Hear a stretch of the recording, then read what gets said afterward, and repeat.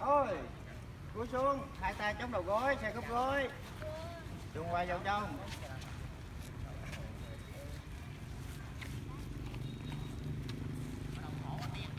Xoay mấy đứa, thấy cung lên đứng xuống không vậy?